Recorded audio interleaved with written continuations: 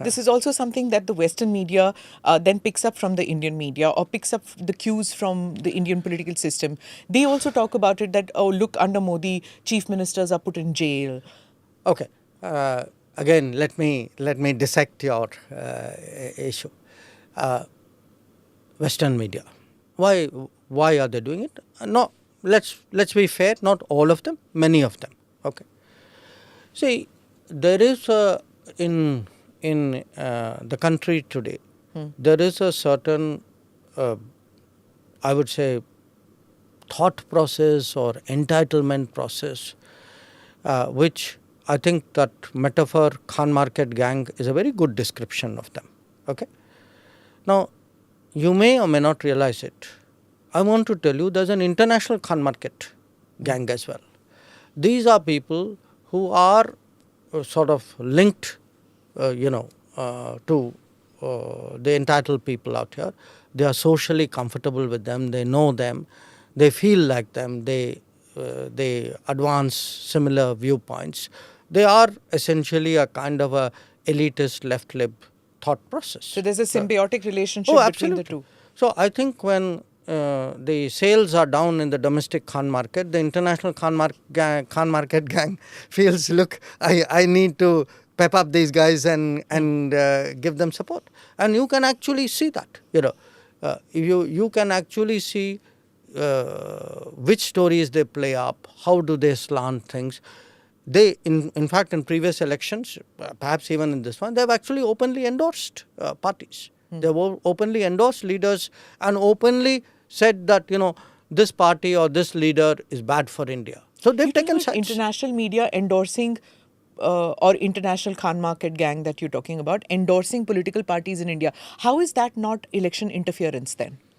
I believe it is election influence, certainly. Depending on how strongly you take it, I think you have a point there. And it's not just them, there's it's a press, university, think tank, so, in some cases maybe some degree of officialdom at some kind of medium level, because the guys up there are very smart, they don't get into this. So there is a very clear attempt being made, a very persistent attempt being made to actually influence the direction of Indian politics and the choices of the Indian voter. It peaks at election time, but it continues even after that. All these rankings that you get, what do you think they are? They're all an attempt to demoralize you, delegitimize you, to kind of shape, all these things are wrong with India because India is going to give them a result they don't like. And it's difficult to forget about countering.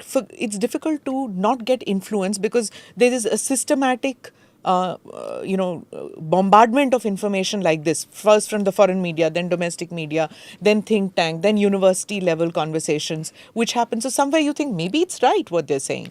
Well, it would be if it were not contested. Is it contested? I think it is contested. Certainly, many people like me try to do our bit. I think many others do as well.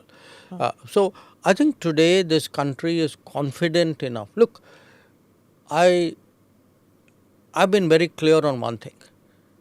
A lot of these influence attempts, we recognize it for what it is.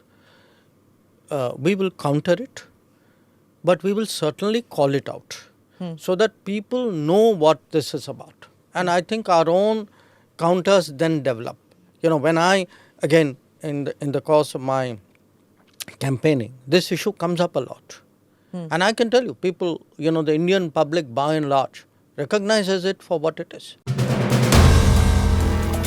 If you like the video, do like, comment, share and subscribe.